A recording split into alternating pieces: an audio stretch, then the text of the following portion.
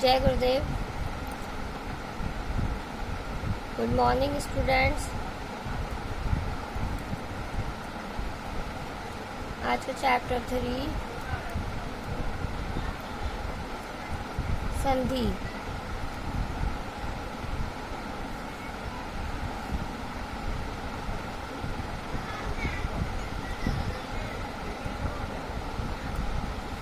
संधि किसे कहते हैं?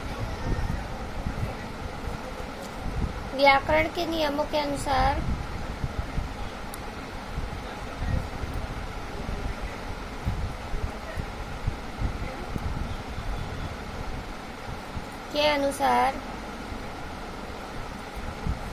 दो वर्णों के एक दूसरे के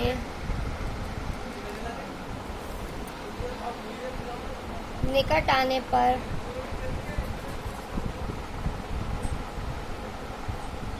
उनमें जो परिवर्तन अथवा विकार उत्पन्न होता है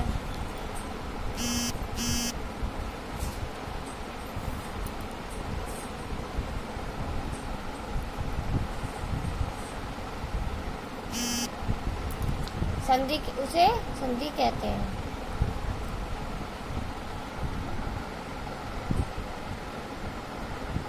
जैसे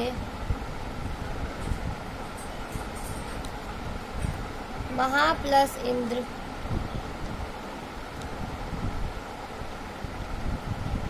महेंद्र।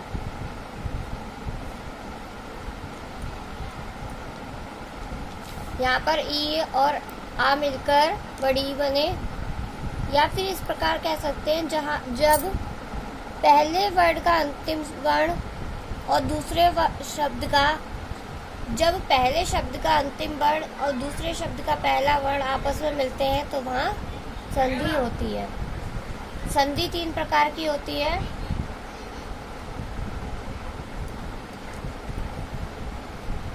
स्वर, व्यंजन और विसर्ग।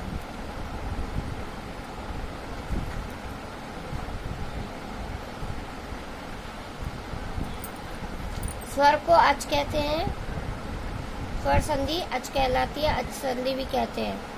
और हल व्यंजन हो गए। विसर्ग संधि में विसर्ग प्लस स्वर विसर्ग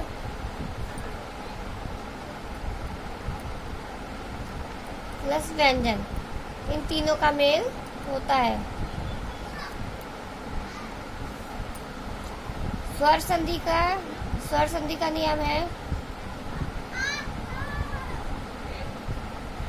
जब स्वरों के साथ मिलने से स्वरों में विकार उत्पन्न होता है या परिवर्तन उत्पन्न होता है, उसे स्वर संधि कहते हैं।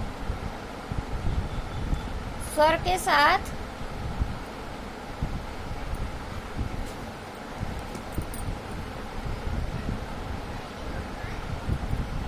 स्वर मिलने से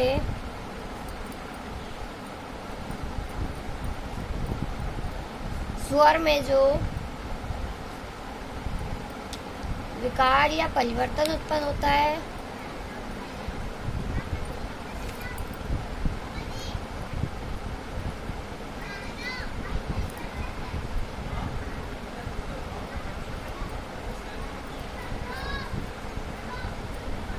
उसे स्वर संधि कहते हैं।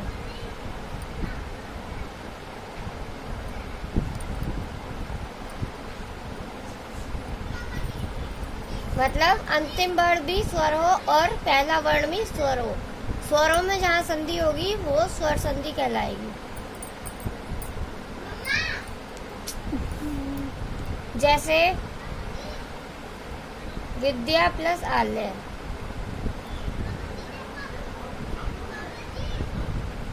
यहाँ पर देखिए अंतिम वर्ण भी स्वर है और पहला वर्ण भी स्वर है, विद्यालय।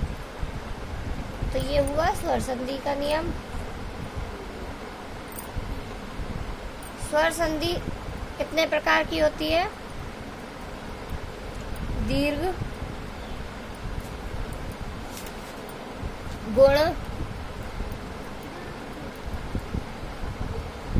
वृद्धि,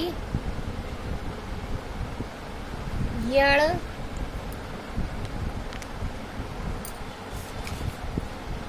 अयादि,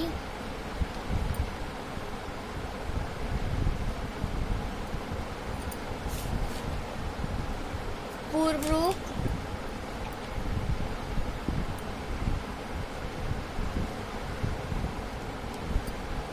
और लास्ट पर रूप। कितने प्रकार की स्वर संधि होती है? पहला है जिसमें आपके सिलेबस में स्वर संधि में दीर्घ, गुण, वृद्धि, यण और अयादि आती है।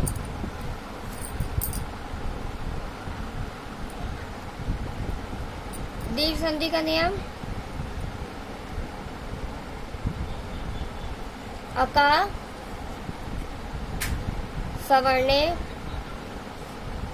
दीर्घा, यानी अक से परे सभी सवर्णों को दीर्घ हो जाता है।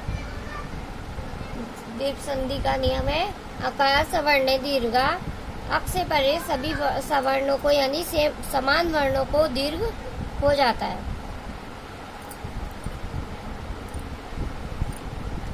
उदाहरण: हिम प्लस आले।